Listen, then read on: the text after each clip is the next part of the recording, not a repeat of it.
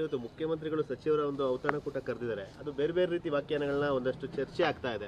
ಬಿಹಾರ ಚುನಾವಣೆಗೆ ಫಂಡಿಂಗ್ ವಿಚಾರದಲ್ಲಿ. ಬಿಹಾರ ಚುನಾವಣೆಗೆ ಫಂಡಿಂಗ್ ಬೇಕಾಗಿದೆ.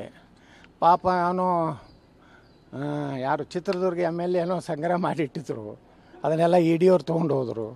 ಈಗ ಮತ್ತೆ ಏನು ಮಾಡ್ರಪ್ಪ ಎಲ್ಲರೂ ನೀವು 50 ಕೋಟಿ ಕೊಡು, ನೀ 100 ಕೋಟಿ ಕೊಡು. ಇಲ್ಲಿ ಬೆಂಗಳೂರು ಒಬ್ಬರು ಉಸ್ತುವಾರಿ ಅದಾರಲ್ಲ, ಸ್ಕ್ವೇರ್ ಫೀಟಿಗೆ 75 ರೂಪಾಯಿದಂಗೆ ವಸೂಲಿ ಮಾಡ್ಲಕತ್ತಾರೆ ಬೆಂಗಳೂರಿನಾಗ. ಅದ್ರದ್ದು 50 ರೂಪಾಯಿ ನಮಗೆ ಕೊಡು ಅಂತೇಳಿ ರಾಹುಲ್ ಗಾಂಧಿ ಕೇಳ್ತಾ ಇದ್ದಾನೆ. ಅದ್ರ ಸಲ ಕರೆದಾರೆ ಮಗ. ಅದಕ್ಕೆ ಸಿದ್ದರಾಮಯ್ಯನವರು ಹೆಚ್ಚು ಹಣ ಸಂಗ್ರಹ ಮಾಡಿಕೊಡ್ತಾರೋ, DK ಶಿವಕುಮಾರ್ ಹೆಚ್ಚು ಸಂಗ್ರಹ ಮಾಡಿಕೊಡ್ತಾರೋ, ಅದ್ರ ಮ್ಯಾಗ ನವಂಬರ್ ಕ್ರಾಂತಿ ಆಗೋದಿದೆ. ನವಂಬರ್ ಕ್ರಾಂತಿ ಡಿಪೆಂಡ್ ಏನಿದೆ ಅಂದರೆ, ಈಗ ಯಾರು ಹೆಚ್ಚು ಕಾಂಗ್ರೆಸ್ ಹೈಕಮಾಂಡ್ಗೆ ಫಂಡ್ ಕೊಡ್ತಾರೋ ಅವರು ಮುಖ್ಯಮಂತ್ರಿ. ಸಿದ್ದರಾಮಯ್ಯ ಹೆಚ್ಚು ಫಂಡ್ ಕೊಟ್ಟರೆ ಹಿಂದುಳಿದ ನಾಯಕ ಮುಂದುವರಿಬೇಕಂತ ರಾಹುಲ್ ಗಾಂಧಿ ಹೇಳ್ತಾನೆ. ಸಿದ್ದರಾಮಯ್ಯ DK ಶಿವಕುಮಾರ್ ಕಡಿಮೆ ಕೊಟ್ಟರೆ ಬದಲಾವಣೆ ಅನಿವಾರ್ಯ ಅಂತೇಳಿ DK ಶಿವಕುಮಾರ್ ಮಾಡಬೇಕು. ಇಷ್ಟೇ, ಮತ್ತೊಂದೇನಿಲ್ಲ.